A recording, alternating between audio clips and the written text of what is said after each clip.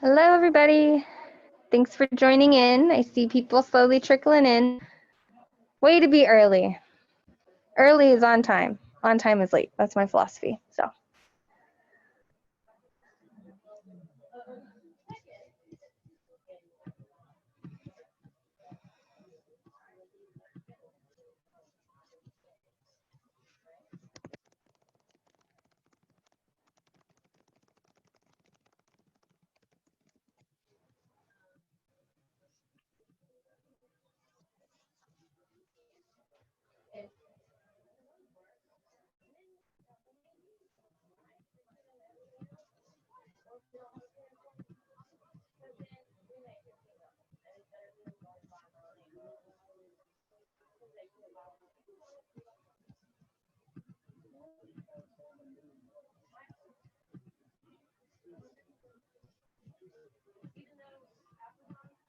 You can just you're welcome to take them and play with them if you want. Okay. I'm still working on a webinar, so Okay, I'll be available in like 20 minutes or so. Sure. Okay. But take them and play. Oh, I haven't wiped them down yet. I'll wipe them down in just a sec.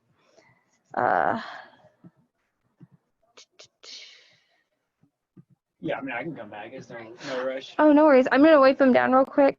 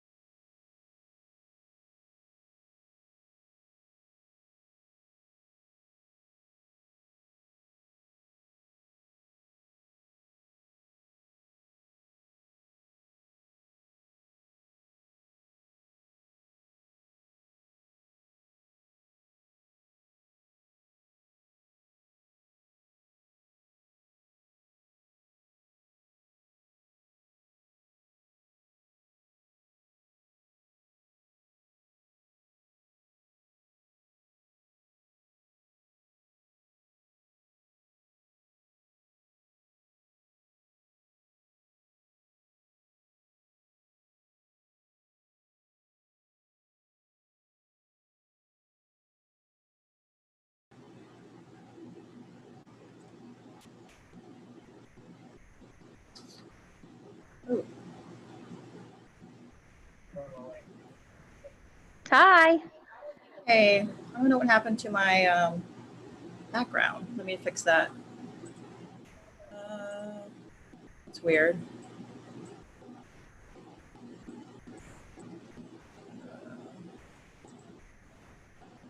Uh-oh. Oh, I see what you mean. I will be right back. Is that better?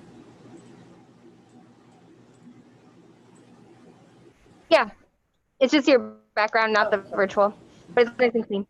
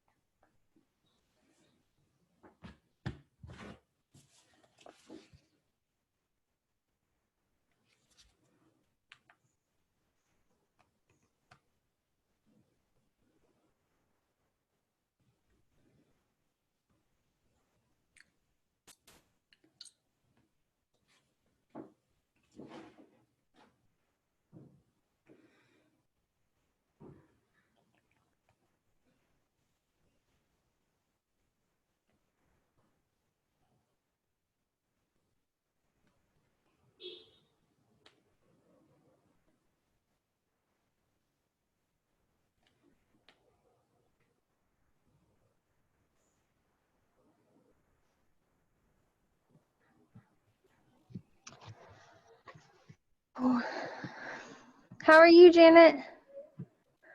Oh gosh, I'm swamped.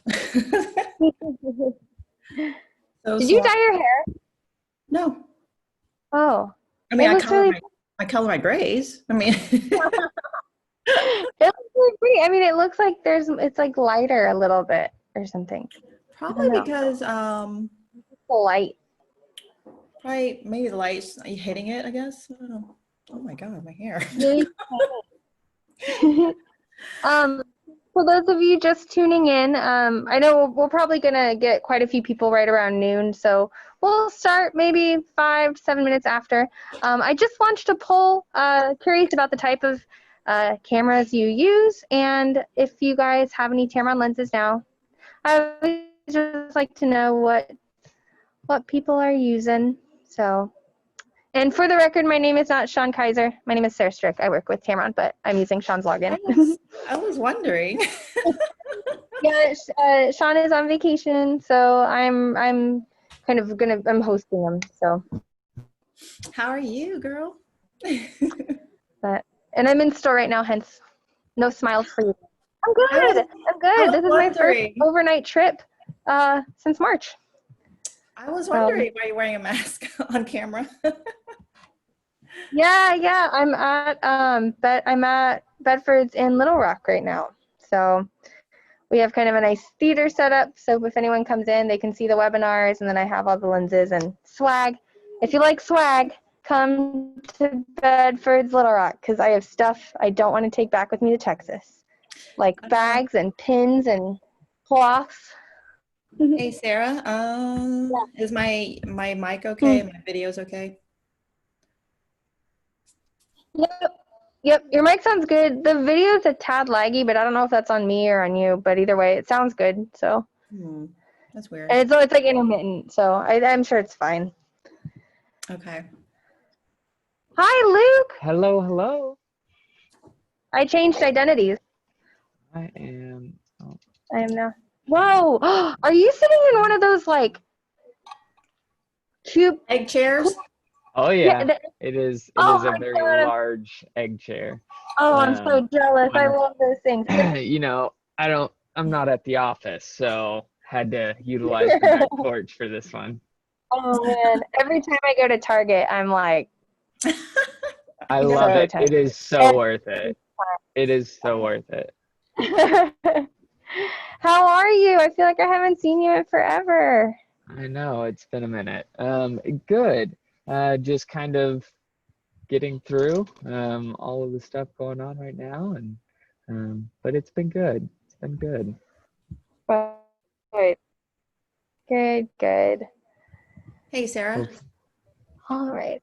Good. It looks like a lot of people are doing the poll, so thank you. Yeah. What's up? My screen's not shared yet, right?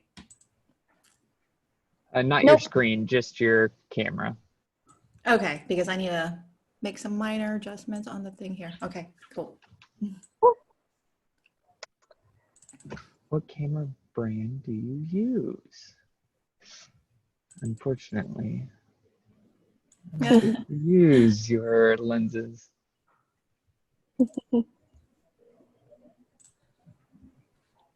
Lots of Canon users. Very interesting. For those of you that selected Canon, are you guys shooting their new mirrorless? I'm curious.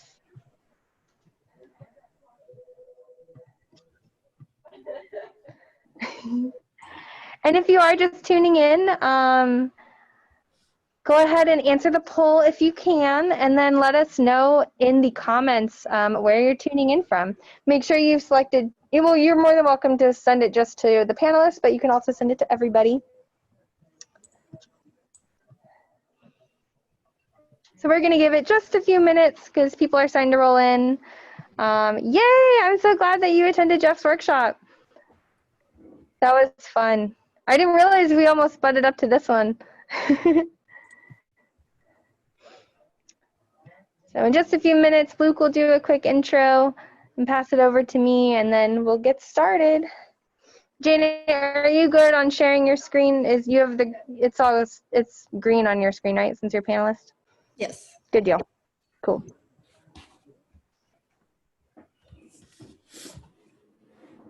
Yay! I think we had about 112 people in this morning's webinar. So, Awesome. yeah. If you start, it's morning here still. So if you start hearing birds chirping and tweeting, it's that time for them to eat. So.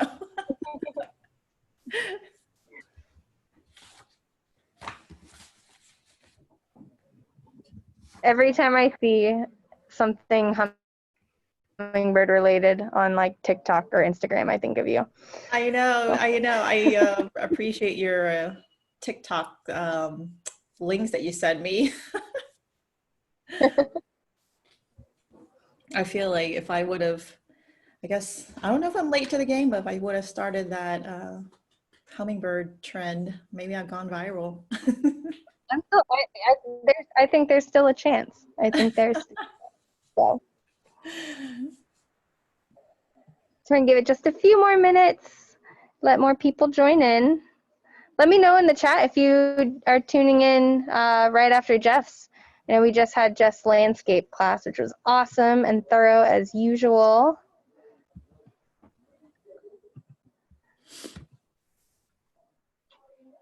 Janet, will you drop your Instagram handle in the chat? People are asking.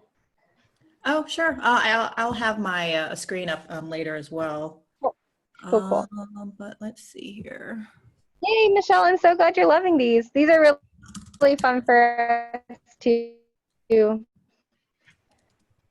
Anything we can do to support Bedfords and support the greater photographic community is certainly our mission. We'd love to sell you some lenses too, but you know, it goes hand in hand. Oh, oops, I sent it, but I only sent it to the panelists. Hold on. Oh, Alrighty, let's do 12:05. We'll start it. We'll start kickoff. perfect. There we go. I think that should be it.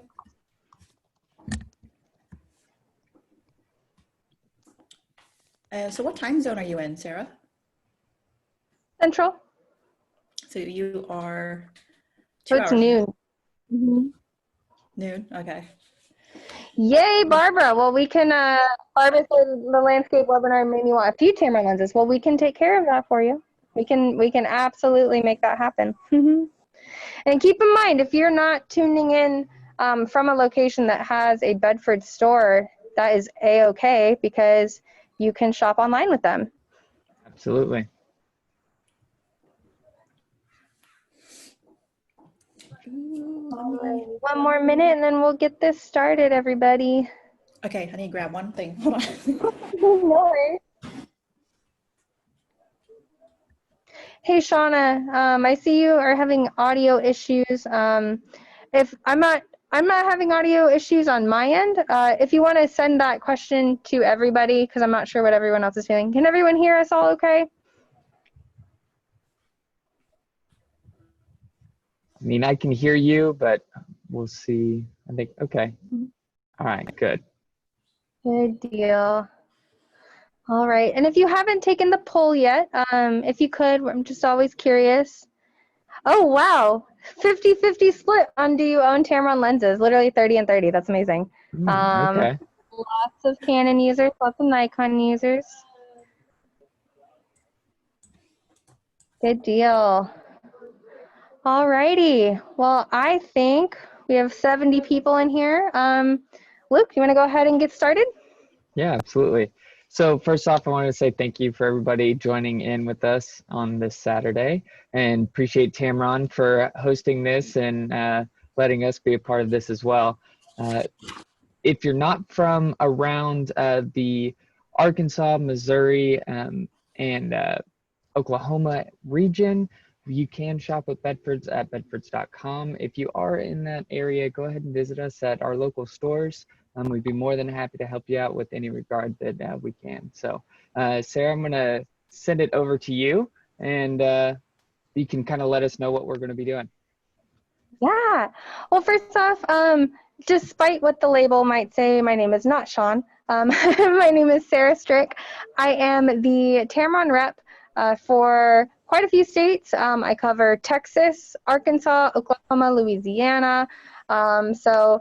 And once we get past all this crazy COVID stuff, I'll definitely be around in person a lot more. That being said, for any of you that are in the Little Rock area, I am at the Little Rock Bedford store right now. We're set up in the classroom. We have kind of a nice little theater going on, and I have all of the lenses here for you to try out, hence why I have the mask on. But anyway, thank you all for joining. The little bit of housekeeping I want to do is let you guys know that starting today and through the week, there will be special pricing on Tamron lenses. Now, this is a mail-in rebate, so even if you can't make it into the store, if you buy it online, Bedfords can send you the PDF so you can print it out and send it in. Anywhere between $25 to $50 off. I know mail-in rebate kind of sounds like, pain in the butt. I swear it's not. It comes back really quick. It comes back in like just a few weeks, and it's a check. It's not like a Visa card where you have to spend it somewhere else, so you can do whatever you want with it. I swear it's the least problematic mail-in rebate you'll ever deal with. Yeah, so you're in for such a treat. I love this class. This is Macro and Chill with Janet. Not only is this going to be a great learning opportunity, but it's going to inspire you to get creative around the house and hopefully just get everyone inspired to make photos. So without further ado, one other thing. We're not done with what I have a whole long list. We have a few more webinars going on today. So if you have time later, 2 o'clock, we have Mysteries of the Night, which is a fantastic nighttime. It's not only about astrophotography, but it's about just shooting at night in general, cities, landscapes, all that fun stuff. That's going to be at 2 p.m. And then at 4 p.m., our Jonathan Thorpe class. You are not going to want to miss this. It's not your typical webinar. You're going to be live on set with him doing a shoot. He has cooked up something insanely amazing, like always. So it's going to feel like, it's so cool. It's so cool. I'm not going to give away what it is. Can I join? But absolutely, I'll send you the link. I'll go ahead and drop the links in the chat for the Eventbrite so you can all go ahead and register for it. You aren't going to want to miss it. You're going to feel like you are standing right behind him on set, watching him do everything from lighting to effects to instructing his models. I mean, it's going to be a good one. So yeah, hang out with us all day. We'll take care of you. So, all right. Now, without further ado, I'm going to pass it over to Janet and we'll get started. All right. Thanks, Sarah. Oh, quick question. Are we doing any questions during the talk, or are we going to wait till the end? Oh, so what we'll do is let's, if there are questions, you're welcome to drop them in the chat and I will try to answer, but I would say if it's specific to something Janet is talking about, wait until the end and she'll kind of go through them. And also I see someone asked about the link for the previous webinar. So all of these webinars are being recorded. They're being recorded by Bedfords, so I do not have access to the link. As long as you've registered for them and Bedfords has your contact information, hang tight till like Monday or Tuesday when everyone's back in the office and they should be able to send them out. So, yep, just make sure anything you can't attend you are at least registered for so they know who to send links to. So, cool. All righty. Thanks, Sarah. All right, so, it's not showing the,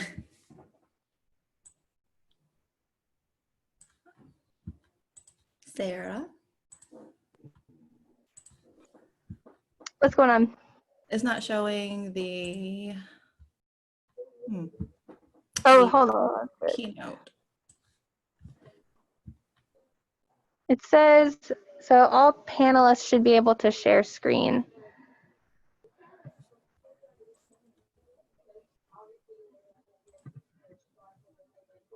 You see it? Yep, we see your There desktop. it goes. And you Perfect. see this? Yes. Good? Okay, awesome. Sorry about that. All right, so once I press play, I'm not gonna see the chats anymore, so sorry guys, can't chat with you. But I did see, was it Richard? You said that you came back. Nice to see you again. Welcome back. And all right, hello everybody. Welcome to Macro and Chill. So This is probably kind of came up with this earlier in the earlier part of this year when we just hunkered down and everything. So that's how I came up with this title, if you're wondering where that came from. And so basically it's been tough, with us tech reps having to, normally we would travel every week almost to see you in. 12, and this one probably gonna have 80 by the time everyone tunes in. Yeah. Hey, Oh. Sarah, you want to mute? My bad. Yep. Thanks. Thank you. So yes, normally we would, us tech reps would normally travel to these events every week. And unfortunately, that didn't happen at all this year. It probably won't for the rest of this year. And so, but yeah, thank you very much for joining me today. And again, my name is Janet. If you haven't seen Janet from Los Angeles, I'm based in Los Angeles. So it's still morning here. I believe it's afternoon your time.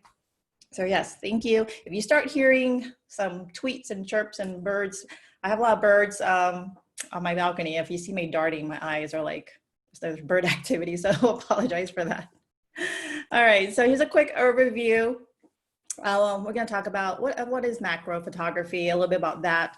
I know some people might be confused by the term, and I'll clear up some confusion with that. Equipment to consider. Finding items around the house to photograph. So like I said earlier in this, lockdown, it was hard to get the creative juices flowing in as far as photographing things. And not being able to go anywhere. So that's how, I came up with, some ideas to, look around some items in your house to photograph. And let's see, images taken with various close-up capable lenses. So we'll take a look at some of those at the end. So again, I'll explain the difference between macro and close-up photography. The terms are loosely used interchangeably. So the reason why I want to show some macro close-up capable lenses at the end is because a lot of our zoom lenses have a great telemacro capability built in. So those are great. All right, so what is macrophotography? Briefly, basically is anything that you shoot extremely close up, such as insects, to show extreme details. Could be insects, bugs, rings, or anything that you need to show fine detail, and to make small subjects to look life-size. But I know a lot of people get confused with macro and versus close-up. So we'll delve into that in a bit. So quickly, this is what, the lens, how it goes through whatever you're shooting, your subject, your item. And so the ratios that you see sometimes, I know they can be confusing. I remember when I first started out photography, I had no idea what the macro ratios meant or anything. So 1:1 is a true life-size macro size. So whatever you're shooting through the lens, that is, what you see, pretty much what you see is what you get. And then when you see like a 1:2, like on some lenses that are marked, 1:2 magnification ratio, so it'll be half life size, and then so on with the 1:4. So to see this to visualize this, here are a set of orchid flowers here. So this is a 1:4, and then a 1:3, a 1:2, which is half life size, and then 1:1 would be a true macro life size version. And so to further describe, I guess explain this, I know macro, to technically a real macro, to call it a true macro image it needs to be produced with a macro lens. So that's basically the only difference. And I'll have this little analogy coming up in a bit. Hopefully that will clear the air on that. So if for instance, this image of this butterfly, it is close up, right? So you just do see it's close up, and you can tell its surroundings. So that's basically, if you can tell its surroundings, then that's pretty much a close up image. Again, if you take a picture of a flower with its surroundings, you can tell it's in a garden or, somewhere planted somewhere, that's a close-up image. But when you're taking the pixels of it, that's a macro. So when it's really fine detail like that. So, but I know, don't worry, don't get too confused or, caught up in those terms. I know some people like to be clarified on those terms, but basically just work on getting the image to satisfy your clients or just make pleasing photos. All right, so I wanted to pop this up real quick. I'm not going to talk into detail about this image just yet, because I just want to, for some of you to ponder on this image, because I will go into later how I took this image and what it is. So if just take a quick look, try to figure out what it is. And I can't see, let me see if I can see the chat box. No, I can't. But so hopefully, if you have some ideas what it is, and later on I will reveal what it actually is. So take a quick look. It's a extreme close-up of an item that I took, that I found in my home. So, all right, so we'll get into, this is the real difference between, like I said, the macro and the close-up photography. The camera lens really defines the difference. And so here's my analogy. For those of you, my fellow bourbon drinkers, I am a bourbon fan, so I thought this was the perfect analogy. So if you've heard of this term, this phrase, all bourbon is whiskey, but not all whiskey is bourbon. So basically it's kind of the same, like all close-up photography, not all close-up photography is macro, but all macro is close-up. So basically it's just the type of lens, that's all it is. To make it, to call a real macro image would need to be made with a real macro lens, which in our case, the only macro, true one-to-one macro we have is the 90mm. But like I said, I will show, most people are probably used to seeing close-up images, and that's kind of what I shoot as well. I did, there are some, like I said, the image I did earlier is an extreme close-up, which is a macro, and but most of the image you'll see are close-up images made with a telemacro lens.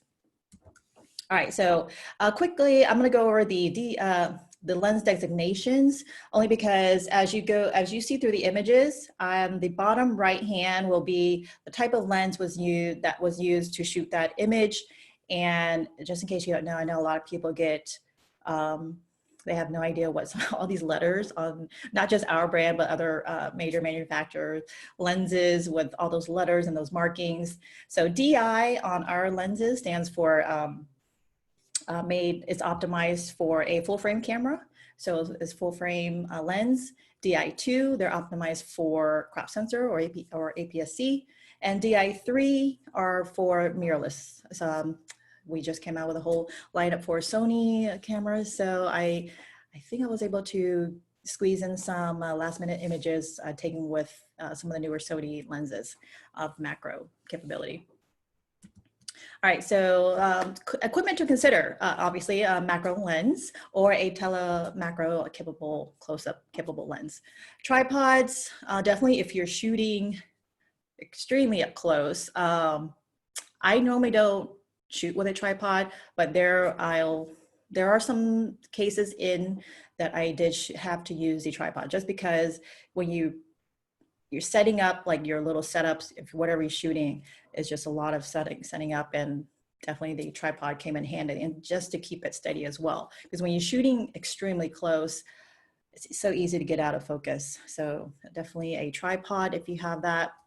External lighting, if you want to play around, I haven't played with lighting in a while, but it's been fun to experiment with lighting again, shooting macro. Manual focus.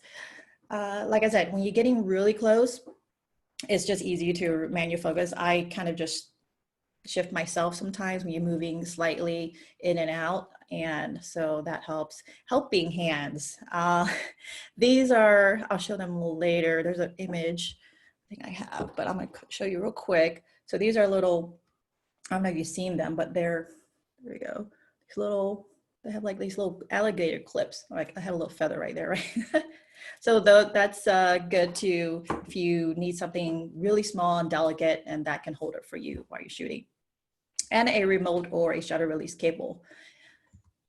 All right, so finding things to shoot around the home. I'm gonna these are kind of in the order of when I first started looking for things around the home. So it's kind of a warm up to getting the eye used to looking at little things and seeing how, to shoot up real close. So this is starting out, warming up the eye. This is one of my favorite photos. Actually, I did shoot this. This is actually one of my coworkers, and it's actually with the penny. And I had no idea when you shoot up close that you can see the Lincoln Memorial in there. And if you can't see it, it's right there. So I tried to shoot something, find something in another coin. So I decided to shoot a quarter and try to see if I can find something in there, but I didn't. So I'm still on the hunt for that. If anybody knows, if you shot, you know, different coins and you can find something interesting in there, definitely hit me up with social media.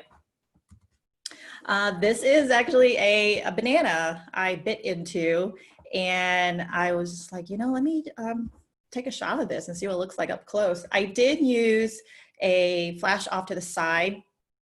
And so, for reference, I do shoot with the Nikon D750 as well as a D500, or with the Sonys, it will be the Sony A7 III. And then I just used, you know, poured like a bunch of chocolate chips I had on a plate, and I saw this natural lighting coming from my window, my kitchen window.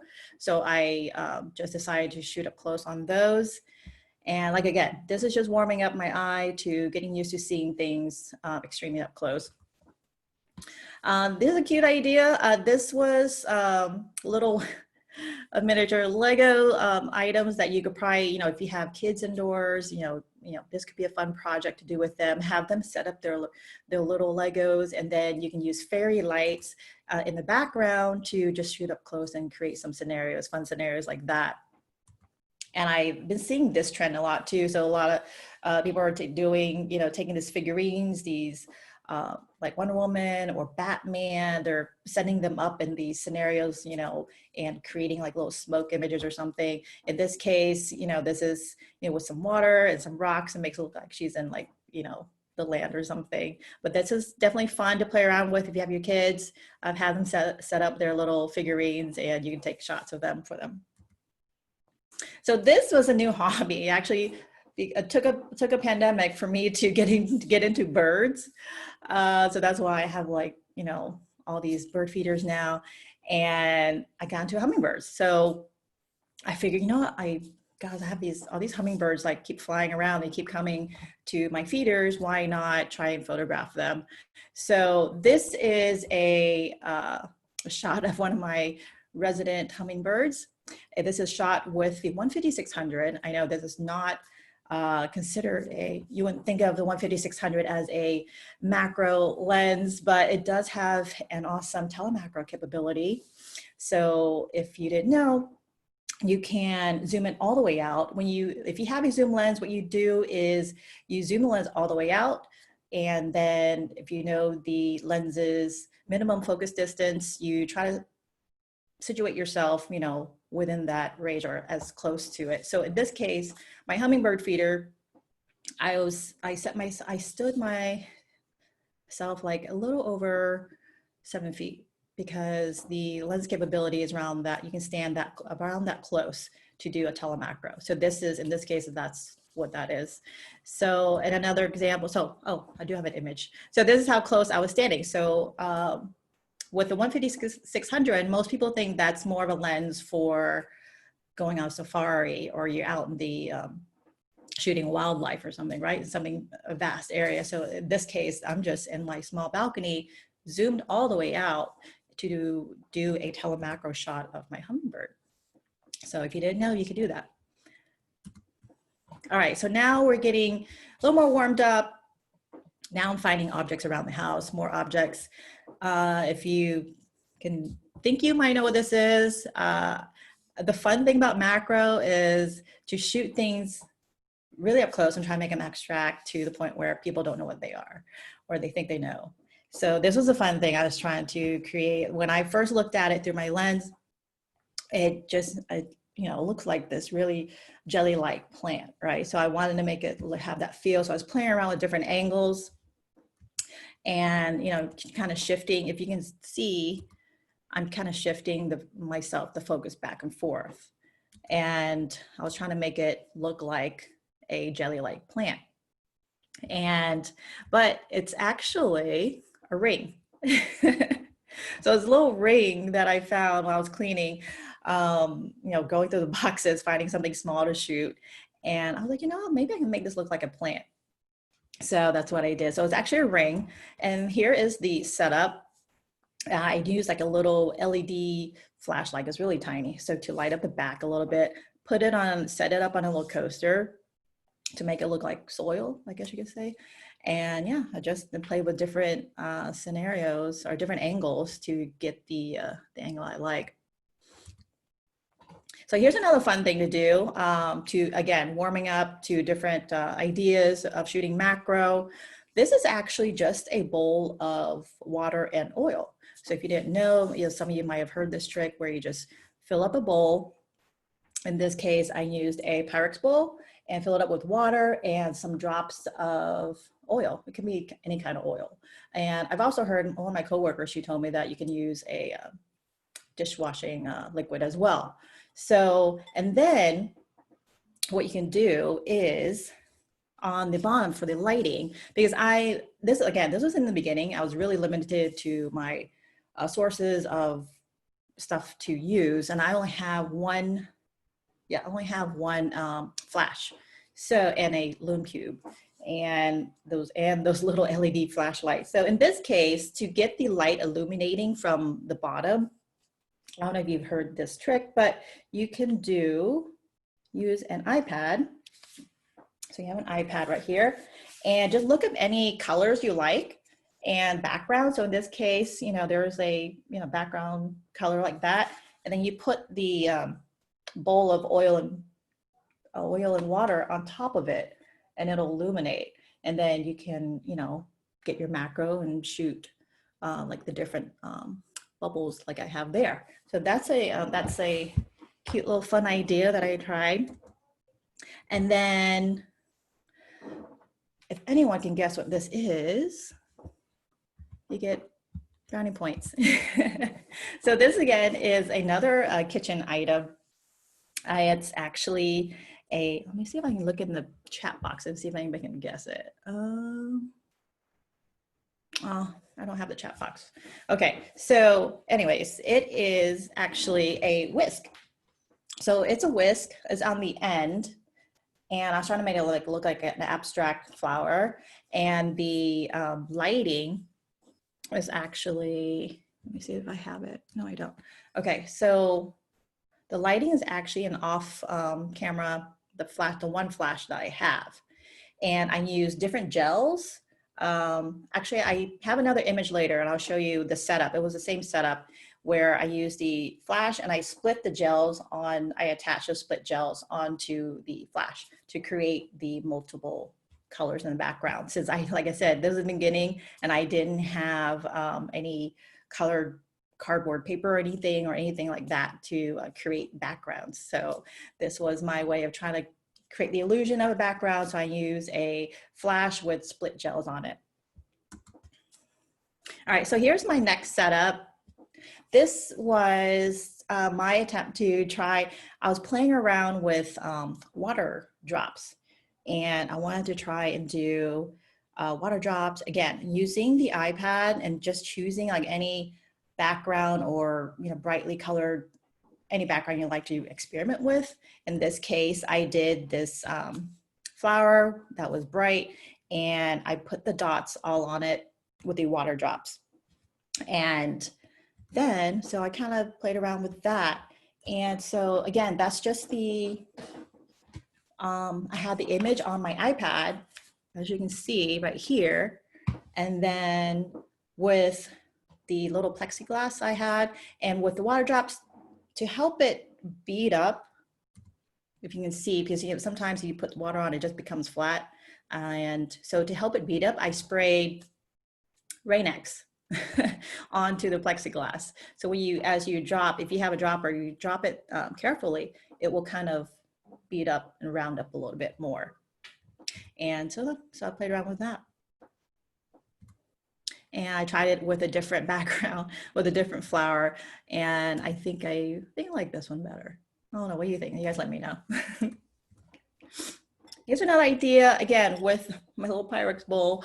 I flipped it down with, and I used a loom cube on the bottom and as the light source, and then to try and create some abstracts of the straw. So straws are pretty popular when it comes to, you know, shooting abstracts or macro photography, and you can just situate them however you like. In this case, I think it was kind of like somehow the lighting, the way it hit, it kind of made it look like it's melting. So I thought that was kind of cool. But yeah, definitely play around with, you know, different objects, you know, this was just a last minute idea I came up with. I'm like, oh my gosh, you know, let me try this. And now we're getting into a little more intricate setups. So as you can see, where you start out basic and now we're warmed up and, you know, getting into more complicated setups now. So this is just a piece of paper. I think it's one, maybe three. No, actually it's three. And I stapled them all together. I had my little storage box. I don't know if you can see that. And oh, here's the flash with the split gels I was talking about earlier. So I tried different colors. I have different, the type of gels that I have, where are they? They're the Rogue filters. I have them somewhere. Oh, I know. So yeah, so it's a pack and has like different gels. And in this case, I just attached two to split them, and using my color theory, you know, which colors, you know, blend together and which ones will create which colors. I did that. So again, I was just, you know, placing them in different angles so that it could look like I have three different lights, whereas, you know, it's really just one light source with split gels. And so this is just shining through, I believe it's on the bottom. Yeah. So the setup was like this with the, I don't know what you call that, a plastic, it was like a sweater box for like clothing. And I put the flash in there, and I use the flash wirelessly with the Nikon. You can do it through their creative lighting system, and it just fires off in the box. And just try different angles. I think I like this one the most versus that one. This is more abstract. So definitely fun. Okay, so I wonder if anybody figured out what this was. Sarah, I don't know if anybody typed in their responses to this. It'd be interesting what they thought it was, but I will review what it is. It is actually just a strainer. It's actually a hand strainer. It's one of these. So I just shot the, sorry, I have a hummingbird right in front of me. Shot it really up close. So that's what it came up with. So again, using the split gels, in this case, I use red, I think that's red and yellow to make the orange, right? And so that's, and I kind of angled it so that the top of it has the rim of the yellow, and then the rest will have the red. Again, using one single light source to create multiple colors. It was fun. Definitely all this macro work, it definitely took up a lot of time, and it's something fun you can do definitely with, you know, all this time indoors to experiment with. And the background is just it's just a padded envelope, and it's, I don't know, one of these envelopes, I happen to have it. I think someone gave it to me. I've never used it. So I figured I'll just use it as a background, see what happens. And I had no idea that it would kind of create it like this faux bokeh, which I call foca. So create a kind of a fake bokeh look, which is awesome. And so, yeah, that's how that was created. Again, split gels. And I just experiment with other kitchen items on the same setup, on the same platter. So I just put two forks back to back, and this is what I got from that. So it's really fun to just, you know, play around with items in your home and, you know, look up close, because it definitely looks different up close, and you could create some interesting abstracts with them. Now I'm getting into a little more complicated, intricate things. So I was like all warmed up with all the other setups, and I was like, you know what, let me push myself further. What can I do? So I decided to play with water drops. And again, with no backgrounds, I, you know, used a Target bag, and I was like, you know what, I'm gonna try to get the Target bullseye into the water drop. So that's what this is. In the background, I hung, this is the setup, a target bag. So I have a light, not a light stand, but again, arm that holds reflectors. And I just use clamps to hold up the target bag. And as you can see, there's my whole setup. I have off to the side, I have a lume cube, my flash, my one flash, and then the alligator hands. I don't know if you can see that, the little helping hands right here, and holding the leaf. And then again, my little handy Pyrex bowl to catch the water as I'm dropping it. And so, yeah, so these are the images I got from that. So that was a little fun little thing. Took a lot of tries, that's for sure. Took almost my whole afternoon one time, but you know, I was so determined to get the bullseye in the water, and I'm happy I did. Here's another overview of the setup. If you're wondering, the fabric off to the left is actually a garment, like one of my, I'd say a jumpsuit, one of my jumpsuits, a dressy jumpsuit. And I would just have it because, you know, again, this was in the beginning, we couldn't go out, right? And I was going through my closet and see what kind of fabrics I had that had interesting, you know, flowers or something to possibly use as a background. So that's why I had that there, that I was experimenting with to use as different maybe backgrounds. But I ended up wanting to use the target bag.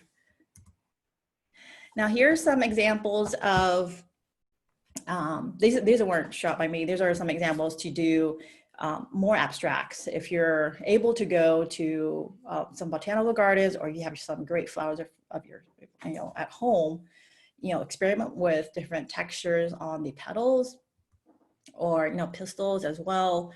I recently, a lot of, I'm here on the West Coast in LA, a lot of places are still not open for public, like the parks, city parks are not open. And so I had to borrow some of these images from my coworkers. So yes, definitely your plants, you know, play with those and create some abstracts. This is a great one by my boss, actually. And so yeah, definitely do that. And I was able to go to the Botanic Gardens just, I think, a couple weeks ago. That's open. Parks are still not open here. And so it's been kind of a challenge to find places to go and shoot. And so I was able to go, like I said, I was able to go to the Botanic Gardens right down the street from me, and took some great plants and flowers there. So this was one actually taken with the new, well, not new, but fairly new 2075, but new to me because I haven't been able to take much images with it. And I was happy to finally take some. And with actually, this is the new 28-800. So this is again showing telemacro capability on other lenses. That's not a true one-to-one macro. And so this was, again, zoomed all the way out to 200. And with this lens, it's actually, let's see, your minimum focus distance is on the wide end is 7.5. And on the telephoto end of it is 31.5 inches away, which helped because this flower or plant, I'm not even sure, is it a flower or a plant, but it was kind of not fenced off, but you know how some botanic gardens where you're on a path and you're not supposed to step over past the path.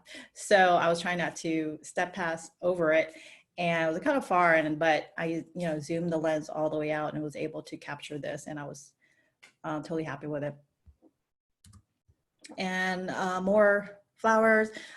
This one I decided to do, I saw this, I was walking and I saw this was like backlit, and I wanted to try it because I know usually when you're shooting for hot flowers, you know, you're shooting straight on and with the light towards it. But this was like such a hot and bright day that, which normally botanic gardens ideally it's either go early in the morning or later in the evening. So, but in this case I wasn't, and I was like, you know, let me shoot this backlit. And then more birds. So these are more birds right from my balcony. Again, showing the telemacro capability or close-up capability of the 100-400. So this is earlier, I think in May, where the finches were coming, all these finches were mating and breeding, and they're hanging all around and they're still here. And my hummingbird with the 15600, again, at the close range distance to shoot close up at, you can stand as close as about, I think it's a little over 7 feet. And then with the 18-400, 18-400 is actually one of my favorite all-in-one zooms. I think of all the brands that I've known or worked with, because I did previously work with another camera manufacturer, and I was never really into like all-in-one zooms, but this one, oh my gosh, is like one of my favorite all-in-one zooms. And because you have this great range of 18-400 and you have a telemacro capability, getting as close as 17.5 inches away is just amazing. The close-up range of the 35-150, this lens is actually, we call it our portrait zoom because it has a great, actually really nice creamy bokeh effect. But again, you can do a telemacro on that one as well. And then with the 70-210, I did a close-up of, again, one of the fledglings or juvenile finches that were coming earlier this year. So that's your capability with the 70-210. And oh, that was my last image. So here's all my social handles. Hopefully you've picked up some new tips and tricks, with shooting, finding things to shoot around your home. Like I said, it was definitely a challenge in the beginning where, we can't go out and shoot anything. So just finding stuff around the home was just like hunting. The fun part was hunting and trying to get your eye used to seeing things in a different way. So I think my personal journey on that, it was fun, definitely addictive at times, especially with the water drops and the close-up ones. And yeah, definitely those were fun. So hopefully you'll get to try those. And if you have any questions, I believe, are we doing a quick chat right now? Sarah? Yeah, we can definitely get in and kind of answer some of these questions. Just to confirm, so for the thickening of the water, when you were doing your macro shots, you were utilizing Rain-X, correct? Like to make the water droplets? That's not used to thicken it. It was more to make it bead up so that the water drop doesn't flatten. Because, normally if water is not gonna keep its shape long enough. So I use that just so that it'll kind of bead up. Because that's what happens when you put it on your windshield, is so that it'll flow through, right? So yeah, but that's the thickening. I didn't have the thickening agents. Like I know some people use, glycerin or something mixed in with it, and I didn't have that. So yeah, that's what I used instead. Wasn't as good. It kept some of its shape, but I think if I had like glycerin or something, definitely would be better. Perfect. So a question from Marcia said, what aperture do you suggest for macro? It really depends what you're shooting and how close your subject to distance, your distance to the subject, I guess you could say, depends what you're shooting. It really varies because depending if you want to get everything, like let's say this file right here. If I wanted to get this stuff in the back and focus as well, then I would need probably like an f8 or something. But it really depends, and also depends how close you are. So really, that kind of varies. Perfect. Sarah, do you have anything that you want to add in here?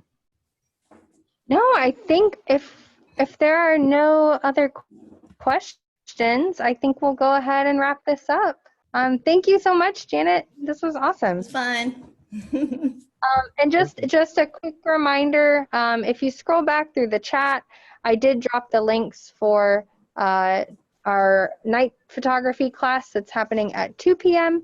and Jonathan Thorpe's on-set photo shoot class, which is coming up at 4. If you're unable to actually attend, still register. That way you can be sent the recorded link. And then also just remember that we are doing special pricing on most all Tamron lenses starting today and through the rest of the week. So please feel free to ask us any questions. We're both on Facebook, and let us know. So thank you so much, everybody. Perfect. Thank Thank you. you.